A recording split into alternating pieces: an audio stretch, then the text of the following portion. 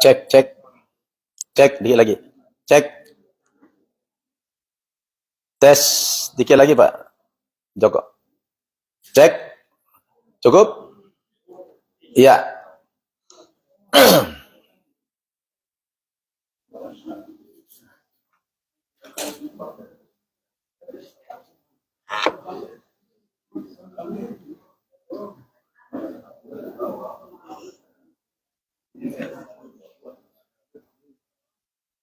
Ya langsung aja.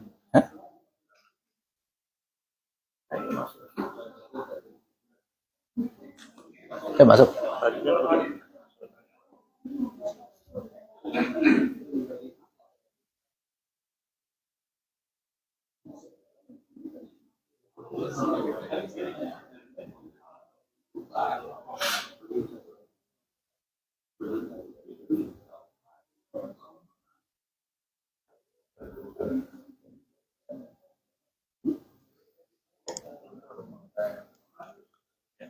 Cek 1 2.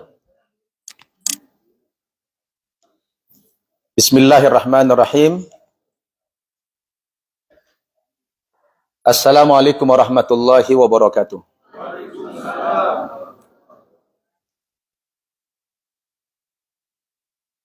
Alhamdulillahi rabbil alamin. Wa bihi nasta'in ala umurid dunya waddin. Wassalatu wassalamu ala asyrafil mursalin. Sayyidina Muhammadin wa ala alihi wa sahbihi ajma'in. Amma ba'd. Qala Allah subhanahu wa ta'ala fil Qur'anil Karim. A'udzu billahi minasy syaithanir rajim. Wa ma arsalnaka illa kaffatan linnas basyira wa nadhira walakinna aktsarun nasi la ya'lamun. Shadaqallahul azim. Yang saya hormati pengurus IMPO, pengurus Masjid At-Thohir, Imam Rawatib kita, Ustadz Ones, Ustadz Said Abud, bapak-bapak, ibu-ibu, saudara-saudara, jamaah Masjid At-Thohir, rahimakumullah. Apa kabar bapak ibu semuanya? Alhamdulillah. Ini ide yang bagus dari Pak Haji. Ya, tadi malam berangkat dari pengalaman kita kemarin, waktunya sangat singkat, maka hari ini diawali dengan buka puasa. Ya, kita takjil dulu malam, kemudian dilanjutkan dengan sholat maghrib dan tausiah sampai sholat isya nanti, insyaallah. Alhamdulillah kita semua diberikan kesehatan dan kelapangan waktu oleh Allah Subhanahu wa taala. Karena Rasul mengatakan ni'matani maghbunun minan nas, ada 2 kenikmatan yang manusia lalai ya karenanya. Yang pertama kata Nabi as-sihha wal faragh, yaitu nikmat kesehatan dan nikmat kelapangan waktu. Kadang-kadang kita memiliki 2 kenikmatan ini, sehat dan kelapangan waktu, terkadang tidak dimanfaatkan untuk banyak beribadah kepada Allah Subhanahu wa taala. Alhamdulillah kita yang hadir ini bisa memanfaatkan 2 nikmat tersebut, nikmat sehat dan kelapangan waktu, sehingga kita bisa hadir pada malam hari ini. Dan alhamdulillah berkah adanya masjid kita yang sangat strategis ini saya anggap strategis sekali, tidak jauh dari kota, tidak jauh dari konsulat kita, juga dari warga di sekitar, alhamdulillah, sehingga sangat memungkinkan kita bisa memakmurkan Masjid At-Thohir ini. Bahkan sholat subuh aja 1 saf lebih. Alhamdulillah. Itu sudah weekday ya. Kalau weekend mungkin lebih ramai lagi mungkin sholat kita subuhnya. Alhamdulillah. Baik Bapak Ibu yang saya muliakan, mengingat waktu kita tidak lama, hanya sekitar 1 jam, maka langsung aja kita isi kesempatan kita ini tausiah dengan mengambil tema ahammiyatu ihya'id dakwah. Pentingnya kita menghidupkan dakwah. Jadi temanya pentingnya menghidupkan dakwah. Saya alhamdulillah di Indonesia itu belakangan ini lebih suka dakwahnya ke pelosok-pelosok, ya, ke pedalaman-pedalaman, karena memang seperti yang tadi malam saya katakan bahwa ketika kita bicara dakwah dan pengamalan Islam, hari ini yang makmur itu di perkotaan. Di pedesaan itu sudah sepi daripada dakwah. Ya, sepi daripada syiar-syiar Islam. Maka harus dituntut para ustadz-ustadz, para dai ini sering-sering berdakwah ke pelosok-pelosok untuk menghidupkan kembali dakwah kita. Termasuk juga di Amerika ini. Cuma kalau kita bicara dakwah ini memang tidak sembarangan. Ketika kita bicara dakwah ini, dia ada uslub, ada thariqah, ada cara, ada metode tersendiri. Allah Subhanahu wa taala berfirman dalam Al-Qur'an dalam surat Saba, a'udzubillahi minasyaitonir rajim, wa ma arsalnaka illa kaffatan linnas basyiran wa nadhira walakinna aktsarun nasi la ya'lamun. Tidak kami utus engkau Muhammad terkecuali kepada seluruh umat manusia. Jadi kehadiran Nabi kita ini adalah diutus oleh Allah ilan nasi jami'ah, kepada seluruh umat manusia. Beliau sangat berbeda dengan nabi-nabi yang terdahulu, senior-seniornya. Nabi-nabi yang terdahulu diutus oleh Allah hanya kepada bangsanya, hanya kepada kaumnya saja, tidak kepada kaum-kaum yang lain. Mulai dari Nabi Nuh sampai kepada Nabi Isa alaihissalatu wassalam, perintah dakwah itu hanya kepada kaumnya saja. Tapi kepada Rasulullah ini, Nabi kita, Nabi yang terakhir ini, Allah perintahkan, Allah angkat beliau menjadi Nabi dan Rasul yang terakhir. Maka jangkauan dakwahnya bukan hanya kepada masyarakat di Arab, tapi kepada seluruh umat manusia. Ya, wa ma arsalnaka illa kaffatan linnas. Tidak kami utus engkau Muhammad terkecuali kepada seluruh umat manusia. Nah, sayangnya tugas yang berat ini, ya, tugasnya berat, tetapi Allah takdirkan umur beliau pendek. Ya, tugasnya berat, berdakwah kepada seluruh umat manusia, tapi umurnya pendek. Beliau baru sempat berdakwah 23 tahun. Umurnya 63 tahun, tapi selama 40 tahun itu belum ada perintah untuk berdakwah. Belum ada kewajiban untuk menyampaikan dakwah. Beliau diperintah berdakwah umur 40 tahun. Ya, umur-umur yang sudah matang lah. Kalau sekarang ini jadi dai, jadi ustadz dari cilik udah boleh jadi dai. Tapi kalau kita lihat dari ya sejarah Nabi kita, kenapa di angka 40? Kenapa tidak dari kecil? Kenapa Nabi itu diangkat menjadi Rasul umur 40? Kenapa tidak dari umur 20 misalnya? Sementara tugasnya sangat luas sekali dan energik kalau masih muda. Memang kalau kita lihat Bapak Ibu, usia-usia muda di bawah 40 tahun itu masih rentan dengan usia-usia yang orientasinya masih dunia. Betul tidak? Tidak usah jauh-jauh lah di Indonesia sekarang ini.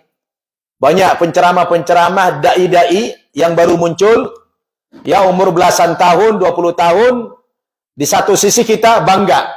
Oh, seusia itu sudah jadi penceramah. Tapi perlu Bapak Ibu ketahui di sisi lain, orientasi orang yang berdakwah di bawah 40 tahun itu masih dunia. Masih dunia. Masih ada orang ceramah pakai tarif. Ente bayar berapa saya? Nah, itu bahayanya. Bahayanya berdakwah di bawah 40 tahun itu. Masih tujuannya cari popularitas. Nah, saya pernah mengalami soalnya. Saya menjadi penceramah itu, awal-awal saya ceramah itu dari tahun 98. Saya masuk Islam 91. 98, berarti 7 tahun kemudian. Dulu saya salah niat juga. Awalnya itu pernah, saya pengen cari popularitas. Apakah itu? Ini cerita pengalaman nih. Oh, pengen cari popularitas. Benar. Tahun 2004 saya menjadi ustadz yang terkenal waktu itu. Di mana-mana kalau saya ceramah lautan manusia dulu. Maka saya bisa ceramah ke berbagai negara waktu itu, tahunya orang dari YouTube aja. Salah niat. Nah, karena niat kita cari popularitas, betul, dapat waktu itu. Tapi makin ke sini kita makin sadar ini tidak benar nih, ini salah niat nih. Nah, makin kita bertambah umur, makin terasa kesalahan kita. Makanya Nabi itu diangkat menjadi Rasul umur berapa? Umur 40. Kalau umur 40 tahun itu mah udah umur matang. Orientasinya tidak lagi dunia. Orientasinya bukan lagi popularitas, bukan cari nama. Tapi sudah mulai lillah. Sudah menjadi Allah menjadi tujuannya. Nah, itu. Dan saya melihat adik-adik saya sekarang di Indonesia itu memang, wah, kalau udah terkenal itu, udah melebihi pejabat, jumpa aja susah. Seorang dai, seorang penceramah, seorang ustadz yang setiap hari membawa ayat-ayat Quran, membacakan hadis Nabi, tapi kalau jumpa, Allahu Akbar, melebihi pejabat. Kalau naik mobil aja, itu ini saya bikin tidak fitnah, saya tidak sebut nama. Tapi saya lihat dengan mata kepala saya dan saya merasakan. Melihat itu, oh kalau mau naik mobil itu harus bukakan pintu. Begitu masuk, tutup. Wah, datang ke pengajian dihamparkan karpet merah. Jadi memang resiko menjadi pendakwah, menjadi penceramah, apalagi dia menjadi populer, di bawah 40 tahun itu bahaya. Bahaya sekali. Kenapa? Karena yang paling rawan itu adalah niatnya. Makanya innamal a'malu binniyat wa innama likulli imri'in ma nawa. Dan semua aktivitas ibadah dalam Islam ini selalu rukun pertamanya apa? Niat. Wa ma umiru illa liya'budullaha mukhlishina lahuddin. Tidak kami perintahkan manusia itu beribadah kepada Allah kecuali memurnikan niatnya karena Allah semata. Karena Allah tidak terima amal seseorang yang niatnya karena dunia, yang niatnya bukan karena Allah Subhanahu wa taala. Oleh karena itulah Rasul diangkat menjadi nabi itu umur 40 tahun di usia yang sudah matang. Ya, usia sudah matang. Lalu beliau berdakwah di kota Makkah 13 tahun. Di Makkah 13 tahun, kemudian hijrah ke Madinah 10 tahun di mana berdakwah, meninggal. Dan beliau belum pernah kemana-mana, baru Makkah, Madinah. Jangankan ke Amerika, jangankan ke Eropa, negara-negara tetangga seperti Mesir, Yaman, Irak, Iran, Jordan, Palestina itu belum pernah dakwah Nabi ke sana. Lalu pertanyaannya, siapa yang akan meneruskan estafet dakwah ini? Tidak ada lagi kecuali kita umatnya ini, betul? Maka di Quran, Nabi meninggal dunia, Allah mengatakan bahwa pekerjaan yang paling mulia, apa pekerjaan paling mulia? Bukan jadi direktur, bukan jadi pengusaha, bukan jadi pebisnis, bukan jadi pegawai. Tapi pekerjaan yang paling mulia menurut Al-Quran apa? Pekerjaan berdakwah. Wa man ahsanu qawlan mimman da'a ilallahi wa amila salihah wa qala innani minal muslimin. Siapakah yang paling baik aktivitasnya? Siapakah yang paling baik ucapannya, pekerjaannya? Tidak ada lagi pekerjaan, ucapan, perkataan yang lebih mulia daripada perkataan dakwah. Dakwah itu yang mengajak-ngajak orang kepada beriman, mengajak orang-orang untuk taat kepada Allah, mengajak orang-orang kepada Islam. Dan itu nilainya. Kalau Bapak Ibu kita mengajak orang satu kepada Islam ini, apa kata Nabi? La ayyahdiyaqallahu bika rajulan wahida khairul laka minad dunya wa ma fiha. Kalau lewat perantaraanmu ini, lewat perantaraanmu apalagi di Amerika ini, wah ini sangat besar peluang kita untuk ngajak mereka kepada Islam. Lewat perantaraanmu ada orang dapat hidayah masuk Islam, Anda menjadi asbab orang dapat hidayah, maka nilainya kata Nabi, apa nilainya? Wah, lebih baik itu bagimu dari dunia dan segala isinya. Dunia plus yang ada isinya di dalam. Allahu Akbar. Tidak tanggung-tanggung nilai berdakwah itu. Satu orang saja. Satu orang saja kita ajak Subhanallah, itu nilainya besar. Ya, kita punya rumah 1.000 meter aja udah kayak mana bahagianya. Ini dunia diserahkan kepada kita bersama isinya. Karena kita menjadi asbab orang dapat hidayah. Subhanallah. Maka Bapak Ibu, kita di sini ditantang. Di Amerika ini. Ini peluang kita untuk berdakwah. Di samping kita sibuk dengan aktivitas mencari nafkah, yang tidak boleh kita lupakan, ada motivasi lain. Ada tanggung jawab lain. Apa itu? Tanggung jawab kita berdakwah. Karena Allah katakan dalam Al-Quran surat Al-Isra ayat 15, A'udzu billahi minasyaitonir rajim, wa ma kunna mu'adzibina hatta nab'atha rasulah. Kami tidak akan menyiksa, kami tidak akan mengazab suatu kaum sampai datang kepada kaum itu utusan Allah Subhanahu wa taala berdakwah. Jadi jangan sampai ada satu desa, satu perkampungan, satu komunitas yang mereka semuanya tidak muslim, tapi belum sampai pengenalan dakwah kepada mereka. Itu bahaya. Nanti yang bahaya siapa? Kita ditanya sama Allah. Ya, kalau ada satu komunitas atau masyarakat atau desa di dunia ini belum sampai kepada mereka berita-berita kebenaran, belum sampai kepada mereka berita dakwah, maka orang terdekat di desa itu akan dimintai pertanggungjawaban oleh Allah Subhanahu wa ta'ala. Kita akan ditanya sama Allah, kenapa mereka sampai mati kok belum mengenal Islam sama sekali? Maka saya bersyukur ada ikhwan kita jamaah tabligh. Jamaah tabligh itu Masya Allah, mereka ikhlas, membawa kompor, membawa alat-alat masak, pergi dakwah kemana-mana, nggak dibayar. Cuma kadang-kadang di masyarakat sering dicemoohkan. Apa itu? Meninggalkan istri, meninggalkan anak. Oh, itu tidak benar cara dakwahnya itu. Bawa kompor, ngotor-ngotorin mesin saja. Ya Allah, itu salah kita. Kita yang salah. Mereka sudah mewakili kita loh untuk berdakwah. Dan mereka tidak minta bayaran. Mereka tidak membebani kita. Makan mereka bawa sendiri bekal. Malah mereka kebagian dapat kata-kata yang tidak baik. Betul? Bahkan ada mengatakan mereka bid'ah. Bid'ah itu sesat, masuk neraka. Bahkan ada teman saya Ustadz di Indonesia mengatakan, sanksi orang yang jamaah tabligh itu dosanya lebih gede daripada berzina. Na'udzubillahi min dzalik. Ada Ustadz, wallahi saya dengar dengan telinga saya sendiri. Ustadz mengatakan dosa jamaah tabligh itu lebih besar daripada orang berzina. Berarti kalau gitu zina aja, ente menanggung dosanya. Ini apa ini? Ini adalah satu pemahaman yang fatal. Memangnya orang jamaah tabligh itu ngapain? Salahnya di mana? Sampai dosanya lebih gede orang berzina. Apa salah mereka? Mereka cuma ngajak-ngajak orang sholat, ngajak-ngajak orang beriman, ngajak-ngajak orang beribadah, nggak mengajak orang bertengkar, nggak ngajak orang berantem, nggak menghina yang lain. Betul tidak? Mereka itu dakwah. Semestinya kita bersyukur. Oh, tuh ngapain ninggalin istri berbulan-bulan, akhirnya istrinya selingkuh, segala macam itu. Bapak Ibu, ingin saya katakan begini. Indonesia itu dulu, itu negara-negara apa? Negara Hindu. Betul nggak? Dulu Indonesia itu kerajaan-kerajaan Hindu. Di mana-mana kerajaan Hindu. Majapahit, Sriwijaya, Airlangga, macam-macam kerajaan. Semua itu Hindu.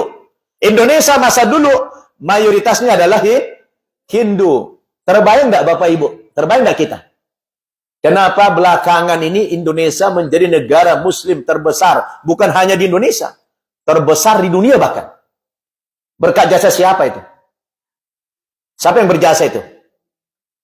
Orang-orang yang jamaah tabligh. Orang-orang yang bertabligh dari India sana, dari Pakistan sana, dari Arab sana, dari Yaman sana. Datang mereka berdakwah naik kapal laut, bukan pakai pesawat. Maka mereka menelusuri mana? Pinggir-pinggir pantai. Maka lihat semua wilayah pantai di Indonesia itu semua Muslim. Semua pantai-pantai di Indonesia itu adalah Muslim. Karena mereka masuk dari pantai-pantai dulu berdakwah. Tidak dibayar. Mereka datang berbulan-bulan, bahkan bertahun-tahun, bahkan boleh jadi tidak pulang lagi kepada kampung halamannya dengan satu cita-cita. Coba saya tanya Bapak Ibu, andaikan tidak ada orang dulu kaum Gujarat dakwah ke Indonesia, apa mungkin kita bisa masuk Islam? Mustahil. Mereka berapa lama meninggalkan istrinya? Bukan berbulan-bulan, bertahun-tahun mereka meninggalkan istrinya. Hanya satu tujuannya, untuk mensyiarkan agama Islam. Li'la'i kalimatillah. Dah terbayang kita bagaimana Indonesia negara Hindu jadi Muslim terbesar di dunia. Dan mereka masuknya dari mana dakwanya? Tadrijiyah, proses. Tidak langsung main paten-paten, tidak langsung kamu bid'ah, enggak. Dia proses. Ya, dia berproses, tidak langsung main paten-paten. Mula-mula mereka baru diangkat dulu dari lumpur, Pak. Cuma diangkat dari lumpur, dimandikan. Ya, dimandikan. Mereka diangkat dulu dari kesesatan, dari kekafiran, dari kemusyrikan, diangkat dulu, diselamatkan dulu mereka dengan akidahnya la ilaha illallah Muhammadur Rasulullah. Itu dulu yang utama. Mereka belum dikasih baju yang macam-macam warnanya. Ya, baju itu siapa? Pemahaman. Oh, Anda mau baju apa ya itu terserah. Mau warnanya merah, kuning, mau baju partai, terserah lah. Yang penting akidahnya dulu selamatkan, betul? Maka dulu Wali Songo itu dakwahnya tadrijiyah, berproses. Maka banyak orang masuk Islam. Mereka masuk dulu dengan pendekatan uruf. Makanya itu Imam Syafi'i rahimahullah itu sangat bijaksana. Dia melahirkan satu kitab namanya Usul Fiqh. Jadi ada fikih, ada usul fikih. Kalau fikih itu membahas syariat, membahas hukum-hukum. Tapi Imam Syafi'i melahirkan satu kitab namanya Usul Fiqh. Usul Fiqh itu kaidah, itu logika, mantik. Situ banyak cara cara berpikir, pola pikir dibangun di situ. Ada kerangka berpikir yang indah. Ada namanya di situ uruf. Apa, Bu? Uruf. Uruf itu artinya apa? Adat, budaya, tradisi. Dia tidak langsung katakan ini tradisi jahiliyah, tradisi haram. Tidak begitu. Imam Syafi'i membagi uruf adat itu dua. Ada uruf yang fasid, ada uruf yang saleh.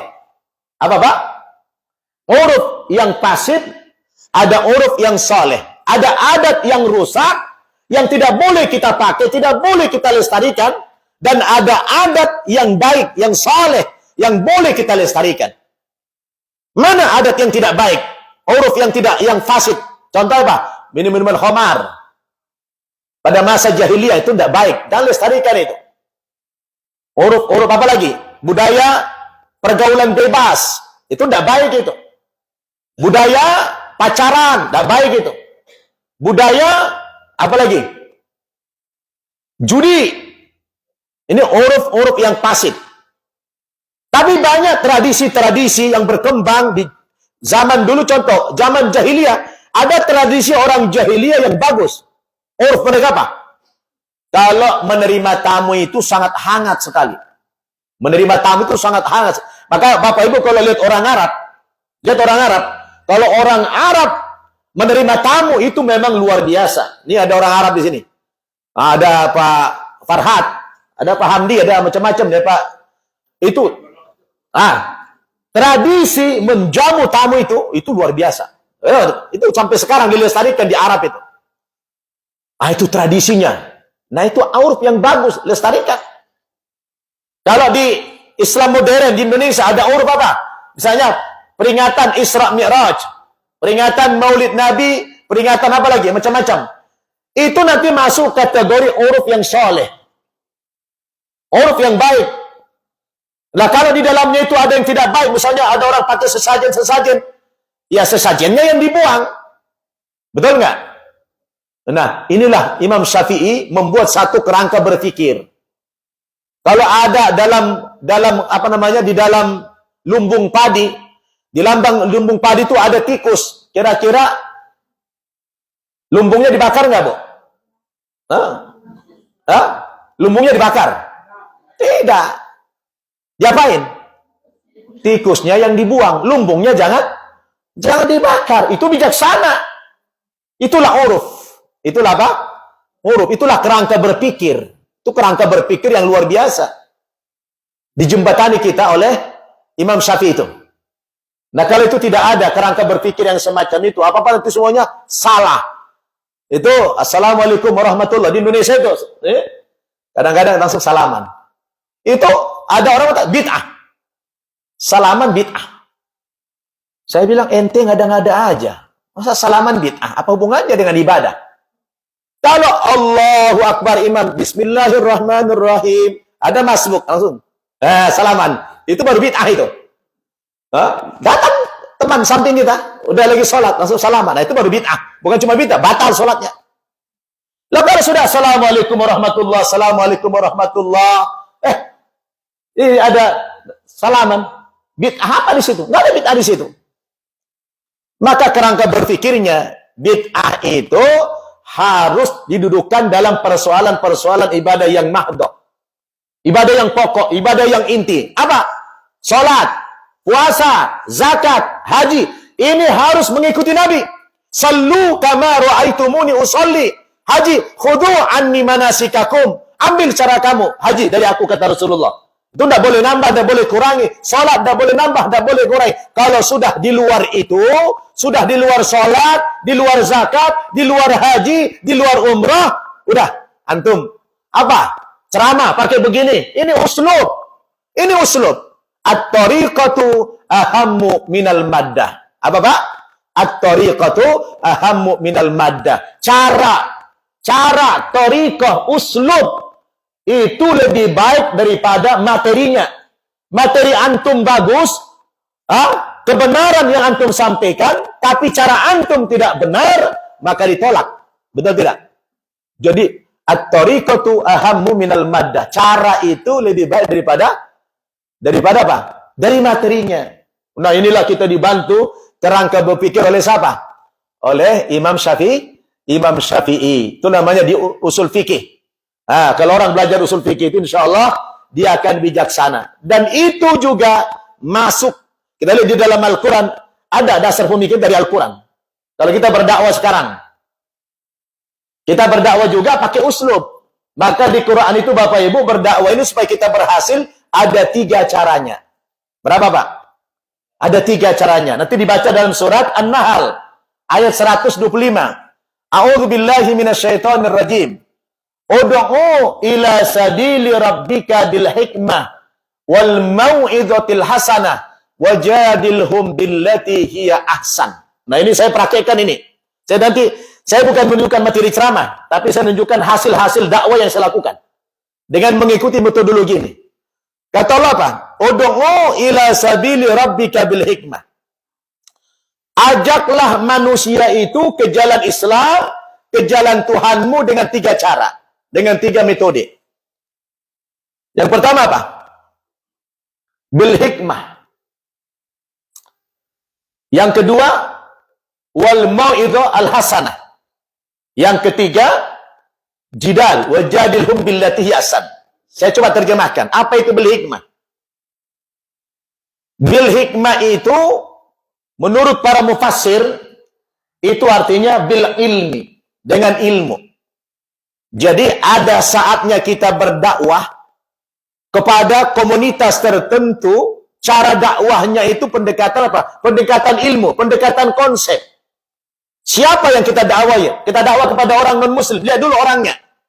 Yang antum dakwah ini, kelasnya apa ini? Apa levelnya ini? Ini orang berpendidikan tinggi atau tidak? Orang awam tidak? Kalau yang kita dakwah ini orang-orang intelek, maka antum masuk kepada dia, dakwahnya dengan cara bil hikmah, dengan ilmu, dengan konsep, dengan hujah, dengan dalil, dengan referensi yang jelas. Lihat dulu, antum mau ngajak dia ke Islam. Oke, orang pintar nih, di sekolahnya tinggi nih. Saya masuk kepada dia, harus menjelaskan kepada dia ini apa? Di mana kehebatan Islam itu? Di mana kebenaran Islam itu? Sampaikan kepada orang itu. Tapi kalau antum masuk ke kampung-kampung pakai konsep begitu, tidak laku. Karena mereka yang butuh apa? Perutnya lapar. Perutnya lapar. Nah, saya kalau dakwah ke kampung-kampung nggak pakai bil hikmah saya. Nggak ceramah-ceramah saya. Saya datang ke kampung-kampung itu begini. Nah, nih. Saya pergi ke NTT. Pergi NTT, saya lihat orang sana, orang-orang miskin, orang-orang yang tidak berpendidikan.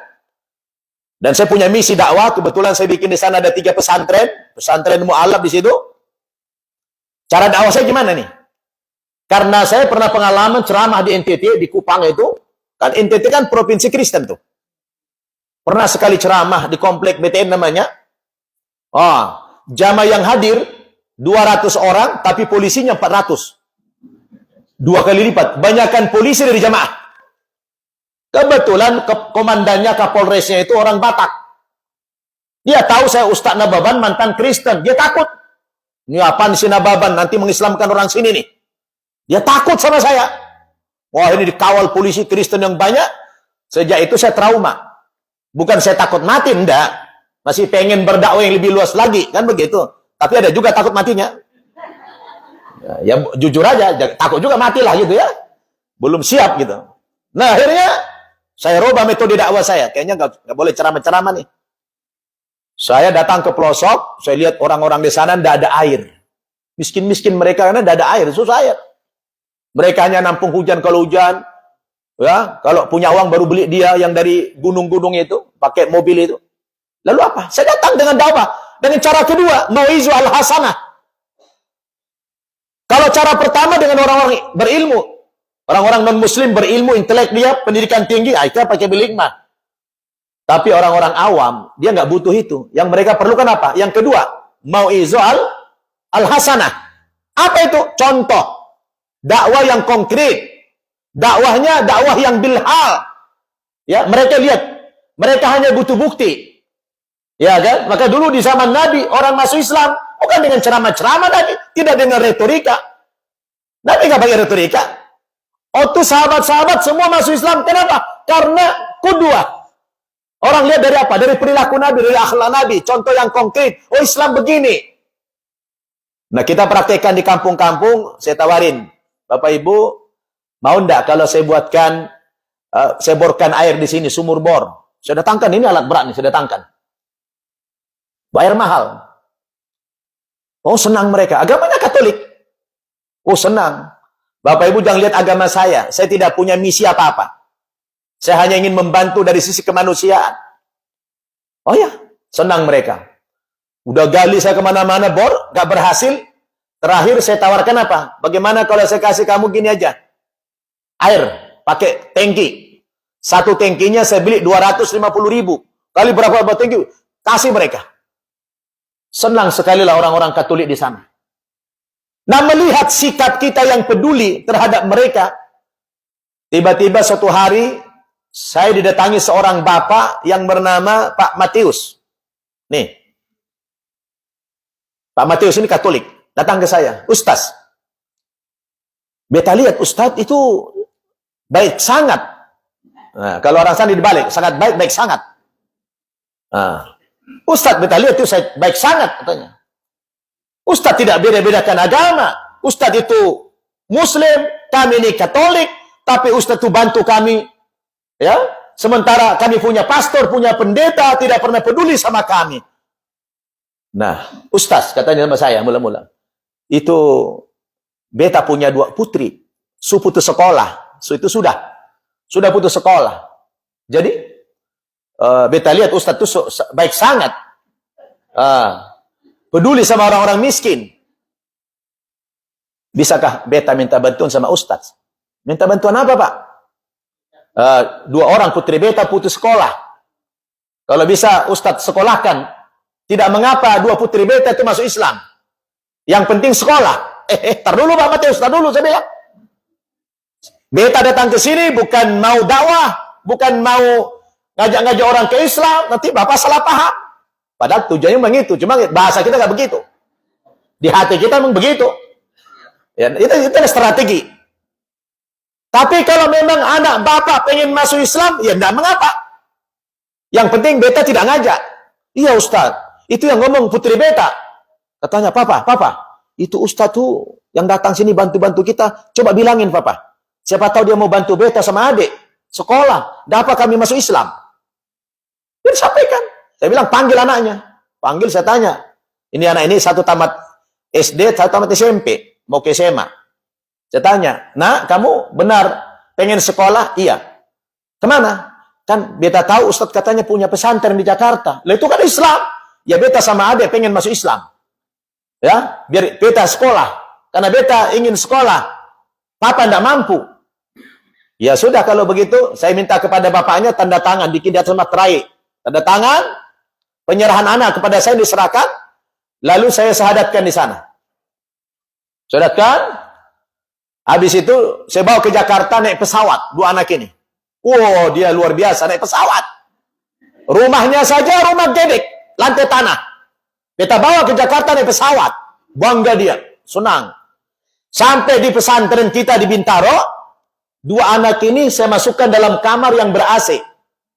Ber-AC. Saya belikan pakaian yang bagus-bagus. Saya servis makanannya enak-enak. Supaya dia cantik. Saya pilihkan sekolah yang bagus. Saya belikan dia sepeda motor. Dan saya kasih uang 10.000 tiap hari jajan. Seminggu kemudian, anak ini minta tolong sama saya. Ustadz, tolong telepon papa mama. Pakai telepon Ustadz. Beta mau ngomong. Telepon.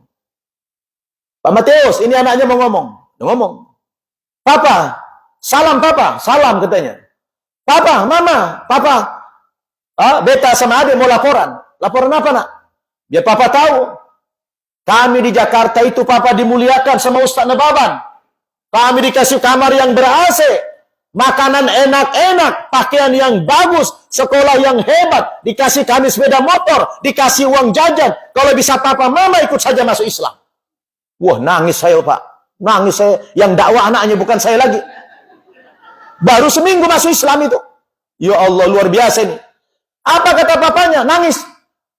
Nah, bilang sama Ustaz Nababan, terima kasih papa mama. Kalau memang itu yang mau kalian kehendaki, biarkan nanti adikmu yang ketiga, kalau Ustaz kemari, biar papa serahkan lagi, biar masuk Islam. Wah, datang saya ke sana. Ya, ini serahkan anak yang ketiga. Putri ketiga saya syahadatkan. Bawa lagi ke Jakarta, saya perlakukan yang sama. Tiba-tiba tetangganya nanya, Pak Matius, beta selama tidak lihat anak lu. Kemana anak lu? So tidak ada di sini, biasanya rajin ke rumah. Dia bilang apa? Anak beta su di Jakarta. Di Jakarta, ngapain? Sekolah. Sekolah di mana? Itu tepatnya Ustadz yang datang sini, Ustadz Nababan. Yang punya pesantren, iya. Loh, itu kan Islam. Iya, anak beta su masuk Islam. Dipikir marah tetangganya, rupanya tidak. Jadi gimana ceritanya? Iya, anak beta sudah enak di Jakarta. Dikasih makan enak-enak, pakaian yang bagus, sekolah yang bagus, dikasih uang jajan 10.000 tiap hari. Maka beta serahkan 3 anak beta sama dia. Kata tetangganya, bisa nggak titip anak 1? Titip 1. Ya, titip, ini titip anaknya. Ini tetangga nih. Kalau bisa, Ustadz nanti kalau datang kemari, beta titip 1 anak dah. Dititip anak ke saya 1 lagi, datang. Bawa lagi ke Jakarta, perlakukan sama. Rupanya berita makin menyebar. Cepat berita menyebar. Ustadz Nababan baik, peduli sama orang miskin, mau menyekolahkan anak orang yang tidak mampu. Menyebar berita. Rupanya makin ramai orang datang ke saya. Ini penyerahan anak juga nih. Asal datang saya, datang menyerahkan anak, beta yang mampus. Kenapa mampus? Dari mana uang beta bawa ke Jakarta pakai pesawat? Wah, naik pesawat terus di Jakarta. Ini kan butuh uang besar nih. Beritanya kemana-mana menyebar. Ustadz Nababan baik, peduli sama miskin, dan suka menyekolahkan anak orang yang tidak mampu. Nah, akhirnya karena berita di sana, rame saya bawain ke Jakarta. Nih, pas acara pengislaman itu, rupanya Bapak Ibu, rupanya, saya kan upload di YouTube. Itu staf-staf kedutaan Arab yang ada di Jakarta itu suka nonton video saya. Mereka lapor sama duta-duta besarnya. Kalau ada di sana penceramah, dai yang punya pesantren mu'allab, suka mengislamkan orang-orang dari agama lain, yang itu tidak pernah dilakukan oleh ustadz manapun di dunia ini. Di Indonesia itu tidak ada. Jadi itu para duta besarnya itu ngomong sama stafnya. Tolong, mula-mula itu adalah duta besar Libya yang mula-mula datang ke pesantren itu. Datang. Dia bilang, Ustadz ini program yang bagus. Hadhil khutbah jamilah. Ustadz, dia bilang, nahnu sufarul dual al-arabiyah fi Indonesia, ladaina munazzamah, indana ittihad sufarul dual al-arabiyah fi Indonesia. Kami punya persatuan duta-duta besar negara Arab di Indonesia. Hal yumkin nad'u ila haula? Apa mungkin mereka kita undang kemari? Saya bilang sangat mungkin sekali. Nanti aja kalau ada proses pengislaman, gitu kan? Pas ada proses pengislaman begini, saya undang duta-duta besar negara Arab nih, banyak nih. Ya, datang duta besar Saudi, duta besar Libya, duta besar Sudan, duta besar Irak, duta besar macam-macam datang di sini. Pesantren kita.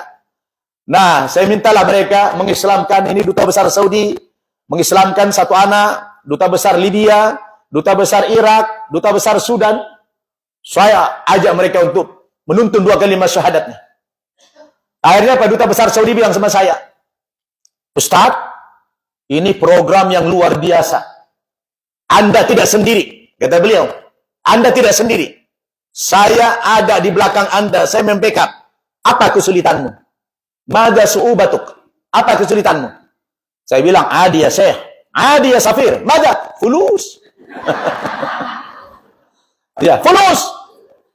Fi fulus kullu syai' mulus. Ma fi fulus mampus. Ya kan? Itu adi. Biasa saja kesulitan. Duit. Oh. Untuk apa? Saya bilang tadzakir, tiket. Min aina? Min NTT ila Jakarta dhihaban wa iyaban. PP. Bikam likulli syahs. Berapa tiap orang? Saya bilang 2 miliun. 2 juta rupiah. Baik, ana takafal. Saya yang mengcover semuanya. Oh, mantap. Saya makin semangat. Ada backup di belakang ini. Itu santri ini yang diislamkan apa? Sekali syahadat satu orang dikasih sama dia apa? $3.000. Wah, selamat datang Pak Sultan. Datang raja kita nih, Pak Yongki. Beliau dulu muadzin tapi sekarang jadi raja besar di Aceh. Subhanallah. Ahlan wa salam. Jadi sekarang panggil beliau Sultan. Jangan panggil nama lagi, Sultan. Masya Allah. Hayakallah. Masya Allah. Alhamdulillah. Langsung berubah wajahnya jadi Sultan. Ya, lanjut dulu Pak Sultan ya. Jadi, Masya Allah. Saya di backup. Di backup sama duta besar ini. Ini santri, setiap orang dikasih $3.000. Oh, santri kita kaya-kaya, dikasih $3.000. Ada yang diberangkatkan haji, diberangkatkan umroh. Nah, akhirnya saya semangatlah. Mengislamkan, ngajak. Saya enggak, ini Isa ini waktunya. Saya tunjukkan foto-fotonya saja. Nah, ini Pak. Bapaknya yang ini nih. Nah, yang ini. Tadi dia menyerahkan ini nih. Bentar. Nah, ini Bapak ini. Ini menyerahkan anaknya kan? Pengislaman. Nah, ini dia. Nih. Jadi si Bapak ini suatu hari datang saya ke sana. Anaknya sudah laporan bagaimana diperlakukan di pesantren. Dia bangga. Setelah saya jumpa lagi di NTT di Kupang. Ini namanya Pak Samuel. Dia bilang, Ustaz, beta rindu anak. Bolehkah beta ke Jakarta sama istri? Boleh Pak, boleh. Cuma beta tidak punya duit. Tidak apa-apa. Mau ngapain? Mau masuk Islam? Tidak. Beta rindu aja sama anak. Oke. Beta ongkosi bapak sama istri. Datang ke Jakarta. Dijemput di Bandara Halim. Begitu sampai, itu menjelang maghrib. Pas azan maghrib datang. Kebetulan pesantren kita saya di lantai 2, azan maghrib. Pas sampai di gerbang pesantren kita itu, si bapak 2 ini sudah berdiri depan pagar. Kebetulan saya kunci. Oh, lihat, turun saya. Saya buka pintu. Lihat, sudah bercucuran air mata 2 orang ini. Nangis. Pak Samuel, kenapa Bapak nangis? Ustaz katanya, saya sampai di sini pintu gerbang ini, jantung saya berdebar-debar. Beta seperti merasakan suasana yang lain. Hati beta tentram, aura pesantren ini beda dengan di kampung beta katanya. Apa yang Bapak rasakan? Pokoknya beda Ustaz, sampai di sini hati beta tenang. Alhamdulillah. Sambil berjalan masuk, saya siapkan ke ruang tamu. Bapak, tunggu sini dulu ya sama ibu, saya mau sholat maghrib dulu. Sebentar Ustaz, boleh beta ngomong? Apa Pak? Sepertinya beta sama istri masuk Islam aja. Kaget saya. Masuk Islam saja, dia bilang. Loh, kok bisa, Pak? Iya, beda rasanya dengan di gereja. Beta masuk di sini, baru di pintu gerbang, sudah tenang hati beta. Oh, baik Pak. Ntar dulu Pak ya, saya sholat dulu. Kami mau maghrib dulu. Oh iya, tinggal. Habis sholat maghrib, datang saya ke bawah. Bagaimana Pak Samuel? Iya Ustaz. Beta walaupun belum jumpa sama anak, beta sama istri, karena ini di pesantren putra saya, dia di pesantren putri anaknya. Jaraknya 500 meter. Beta udah sepakat sama istri tadi, ingin masuk Islam. Oh begitu Pak ya? Karena apa yang Bapak rasakan, pokoknya tenang aja.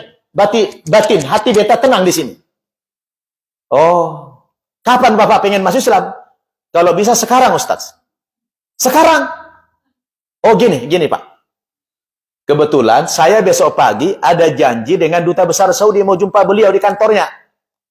Bagaimana kalau besok saja Bapak saya syahadatkan di kantor dia? Jangan Ustaz, jangan. Beta pengen sekarang. Tidak Pak. Tak tolong sama Bapak. Ini hadiah buat beliau. Beliau selalu pesan sama saya, sama beta, saya bilang, kalau ada orang pengen masuk Islam, saya yang pengen nuntun 2 kalimat syahadatnya. Dia rela mengeluarkan uang berapa ribu dolar pun, yang penting dia mengislamkan. Dicari pahala. Tidak Ustaz, beta sekarang aja. Debat saya sama dia. Ada 20 menit debat sama dia. Saya bilang, besok aja Pak. Sekarang Ustaz, besok. Terakhir dia mengalah.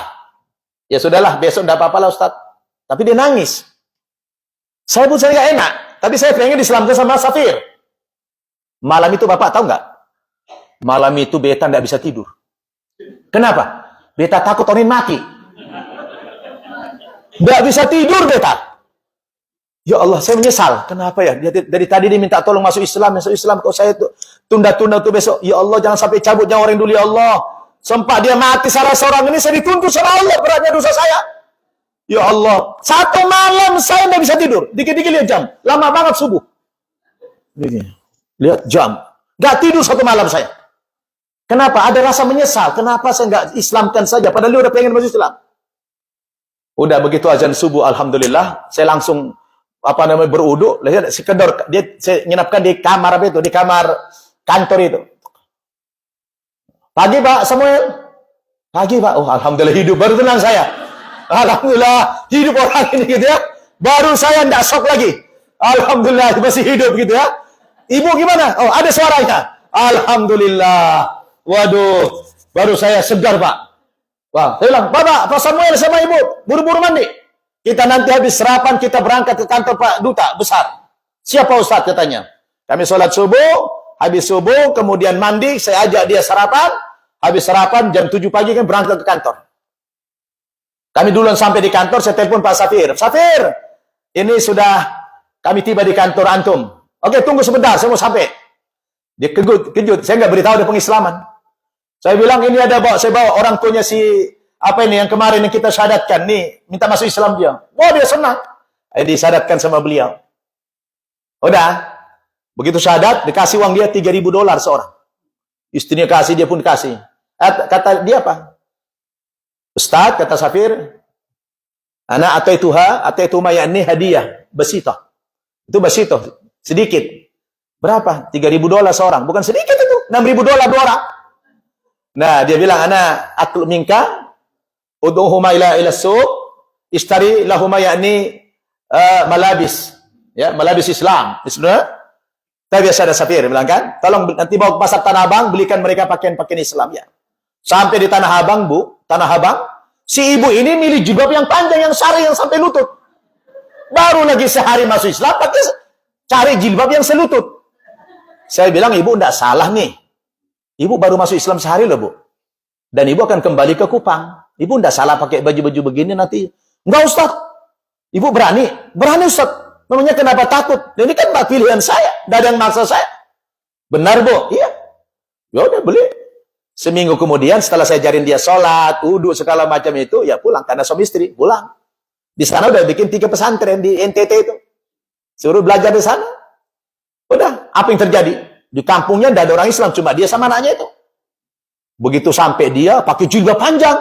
Kaget lah yang terjadi sakit celana bupati. Tahu celana bupati Bu? Buka paha tinggi-tinggi. Bajunya sekitar wilayah dada. Si ibu itu pakai celana bupati tiap hari. Tahu-tahu pulang pakai rok yang panjang, jilbab yang sari. Kagetlah tetangga-tetangga semua. Ditanya, lo sudah muslim? Iya. Wah, dihujat, dimaki, dihina tiap hari.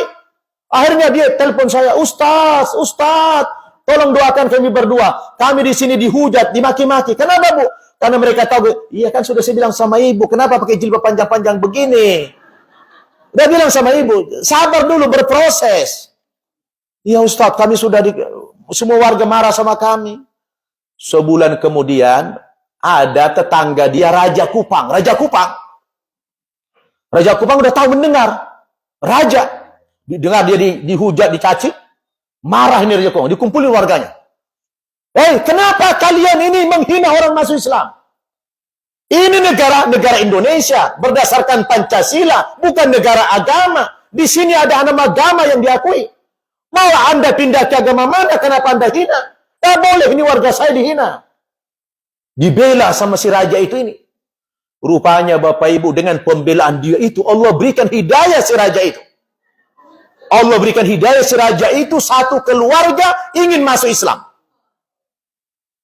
Tiba-tiba Pak ini dikasih nama Muhammad ini. Pak Muhammad, dan ini sudah meninggal Pak. Si Muhammad ini udah meninggal sebelum COVID kemarin. Telepon saya. Ustaz, iya Pak Muhammad, itu tetangga beta yang bela beta itu Raja Kupang. Katanya dia sama keluarganya, sama anaknya ingin masuk Islam. Loh kok bisa? Dia tanya beta, siapa yang Islamkan lu? Kenapa bisa masuk Islam? Beta cerita sama dia. Beta tunjukin foto-foto duta besar Saudi yang Islamin. Tiba-tiba dia bilang pengen masuk Islam dan pengen diislamin sama duta besar. Wah. Ditelepon saya. Ustadz, ini sekeluarga, 7 orang. Pengen masuk Islam. Kalau bisa ke Jakarta, ada lebih 7 orang kali 2, 14 juta. Belum lagi baliknya, 28 juta. Mampus gue. Mau bilang sama Sapir saya malu. Waduh, gimana nih? Mau tidak mau, paksa harus ngomong juga lah. Pak Sapir, ini ada 7 orang, satu keluarga ingin masuk Islam. Kalau bisa, Sapir yang ngongkosin. Oke, beres. Bawa ke rumah saya. Nah, ini dia. Inilah raja itu, Raja Kupang. Satu keluarga diislamkan oleh duta besar Saudi. Ini anaknya. Ini istrinya. Ini anaknya. Ini anaknya. Ini semua nih. Nah, satu keluarga diislamkan beliau, senang. Hanya karena membela si Pak Muhammad tadi almarhum itu. Udah itu, subhanallah. Saya mau nangis nih. Luar biasa itu, perjuangan duta besar itu membela saya. Akhirnya Pak, si raja ini kata Safir, Ustaz, ini raja. Ini raja ini. Ini sudah kepegang, ibarat ayam. Kalau induknya sudah ketangkap, anaknya gampang narik. Jadi kalau bisa ini kamu rawat raja ini. Ya, kamu rawat ini raja, kau perhatikan dia semuanya. Seperti biasa. Cuma ini dikasih per orang $1.000. Tapi 7.000. Satu keluarga, 7 orang. Dikasih 1.000 semua. Tolong dirawat ini. Benar. Begitu pulang Pak Raja ini ke Kupang, anak-anak buahnya semua diajakin ke Islam. Diajakin. Tiba-tiba Pak Raja telepon saya. Ustaz, ini beta, anak buah beta ada 10 orang ingin masuk Islam. Gawat nih, mampus lagi di saya nih. Ini 10 orang ingin ke Jakarta juga diislamkan sama duta besar. Aduh, Pak, namanya Pak Hasan, katakan nama Pak Hasan. Pak Hasan, mohon maaf. Untuk yang 10 orang ini, saya tidak berani lagi bawa ke Jakarta. Terus gimana Ustaz? Biar beta yang datang ke sana. Beta yang datang ke sana, nanti kumpulkan di rumah Bapak. Saya malu ngomong sama Safir. Karena 10 orang, kan baru lagi kemarin. Sudah datang lagi, kan duit semua itu. PP berapa? 28 juta. Kalau duit berapa? 40 juta, 40 ribu. $4.000. Bukan, 40 juta ya? Seorang 2 juta kali 10. 20 kali 2, PP. 40 juta kan? Pusing juga saya. Akhirnya dia bilang gini, solusinya biar beta yang datang ke sana. Benar Bapak Ibu, saya datang ke sana, maghrib, ternyata bocor dengan warga sekitar. Bocor, akhirnya saya tutup pintu kami, lagi mau syahadat 10 orang itu, dilempari kami. Bakar, serbu, bunuh. Itu suara-suara terdengar dari luar. Suruh buka pintu, kaget, udah ratusan orang berkumpul di luar, rupanya itu mau dibakar rumah itu, bocor informasi pengislaman 10 orang itu. Wah, akhirnya yang 10 orang itu nggak jadi kabur dari dapur. Kami bertahan di situ. Saya bilang sama teman-teman, ayo Bapak Ibu kita berniat mati syahid. Kita niat mati syahid. Apapun yang terjadi, kita niat mati syahid. Kalau kita dibunuh gara-gara ini, insya Allah kita syahid.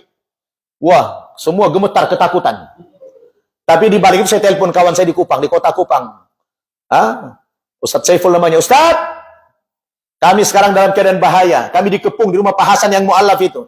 Di rumah Pak Raja. Tolong antum hubungi polisi terdekat. Supaya kami diselamatkan. Alhamdulillah Bapak Ibu, 20 menit kemudian datang polisi dan tentara 2 truk.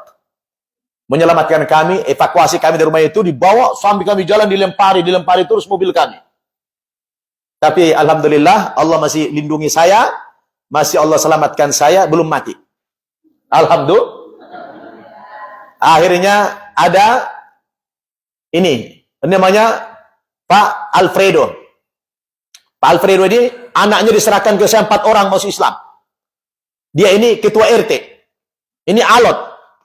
Begitu saya syaratkan semua anaknya 4 orang itu berubah akhlaknya semua, saya ajak dia, Pak Alfredo. Tinggal bapak nih dan ibu belum masuk Islam. Anakmu sudah semua Islam. Apa dia bilang? Ustaz, beta sebetulnya ada niat masuk Islam. Tapi beta ada target. Apa itu? Beta ingin mengislamkan 1 RT dulu baru beta masuk Islam. Subhanallah. Agamanya masih Katolik. Bercita-cita mengislamkan 1 RT. 1 RT ingin diislamkan sama dia. Bapak, saya malu sama bapak, saya bilang. Beta ini ustadz, tidak pernah punya cita-cita mengislamkan 1 RT.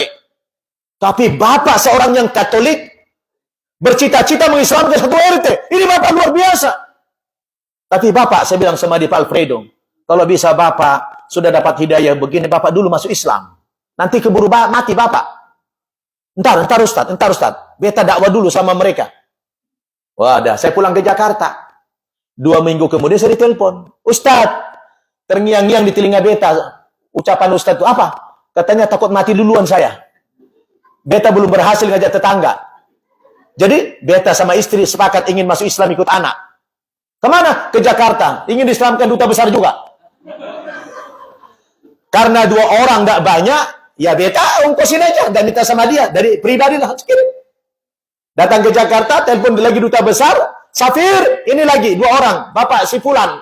Sama ibunya masih Islam. Bawa lagi. Ini diislamkan lagi. Cuma waktu itu dibagi-bagi. Dia diislamkan duta besar Saudi. Kemudian istrinya diislamkan oleh duta besar duta besar Kuwait. Nah ini. Dan Pak Mateus yang pertama kali tadi yang menyerahkan anaknya 2 orang itu akhirnya masuk Islam orangnya. Diislamkan oleh siapa dia? Diislamkan oleh duta besar Kuwait. Karena waktu itu ramai yang datang ke pesantren kita. Jadi kalau ada pengislaman saya beritahu semua para duta besar itu. Subhanallah, Bapak Ibu, dari situ ya luar biasa, semakin banyak orang datang ke saya sadatkan semua. Saya nggak cepat menceritakan, waktunya sudah habis. Saya tunjukin foto-fotonya saja, ya. Saya ratusan mengajak mereka, mengislamkan mereka. Inilah cara dakwah saya yang tadi Mau'izo al-Hasanah. Ya, dengan pendekatan bukan dengan ilmu, bukan dengan konsep, tapi dengan apa? Dengan Mau'izo al-Hasanah tadi. Ya, inilah saya syahadatkan mereka semua. Ya, banyak sekali. Ya, ada yang sampai 7 orang, ada yang sampai belasan orang. Sebentar. Tidak ada, cukup. Ya. Jadi Bapak Ibu, ini yang ingin saya katakan adalah betapa pentingnya uslub. Apa? Uslub, thariqah. At-thariqatu ahammu minal maddah. Cara itu lebih penting daripada materinya. Materi Anda bagus, tapi kalau cara penyuguhannya tidak bagus, orang lari. Maka Rasul diingatkan sama Allah, fabima rahmatin minallahi lintalahum walau kunta faddan ghalidal qalbi lan faddu min haulik. Dikarenakan rahmat dari Allah lah kepadamu Muhammad, sehingga engkau bisa berlemah lembut. Seandainya engkau bertutur kata yang kasar dan berhati yang keras, apa yang terjadi? Lan faddu min haulik, niscaya orang-orang yang kau dakwahi akan lari meninggalkan dakwahmu. Akan lari meninggalkan dakwahmu kalau caramu kasar. Maka cara yang pertama itu bil hikmah, itu orang-orang yang pintar. Cara yang kedua itu mauizah adalah kedua contoh yang konkret. Dan cara yang ketiga adalah wajadilhum billati hiasan, yaitu dengan cara dialog. Itu juga saya lakukan dialog dengan pendeta-pendeta, dialog dengan orang-orang Kristen, kita lakukan itu. Dan alhamdulillah banyak sekali di antara mereka yang masuk Islam. Nah, inilah Bapak Ibu penjelasan saya betapa pentingnya kita menghidupkan dakwah. Apapun aktivitas kita, siapapun kita, tidak harus jadi penceramah. Setiap pribadi kita harus ada niat, ada usaha mengajak orang kepada Islam dengan cara-cara yang terbaik, yang elegan, yang bisa mereka terima dengan cara kita. Satu orang kita selamatkan mereka, itu sangat luar biasa pahalanya kepada kita, lebih baik daripada dunia dan segala isinya. Ini saja Bapak Ibu, cukup ya? Sudah Isya, apa perlu ada yang mau tanya? Ada yang mau bertanya atau kita tiadakan aja lah ya? Bapak Ibu kerja, jadi kita tiadakan. Nanti kalau mau tanya-tanya boleh kita sambil ngobrol. Saya punya tamu besar nih, Sultan. Ya, nih kalau ngobrol sama Sultan ini bisa nggak tidur satu malam nih. Banyak cerita sama Sultan ini ya. Beliau ini luar biasa di toko besar di Aceh sekarang. Mudah-mudahan materi yang kita sampaikan ini bermanfaat, dan mari setiap pribadi kita berniat, bertekad, ya Allah, berikan saya kesempatan ya Allah. Di sini peluangnya banyak. Di kantor, di mana-mana kita orang non-muslim semuanya, betul. Ya Allah, semoga dengan cara-cara saya mereka bisa dapat hidayah, insya Allah mendapatkan pahala yang besar. Amin ya rabbal alamin. Kita tutup dengan doa kafaratul majlis. Subhanakallahumma bihamdik, asyhadu an la ilaha illa anta astaghfiruka wa atubu ilaik. Wassalamualaikum warahmatullahi wabarakatuh.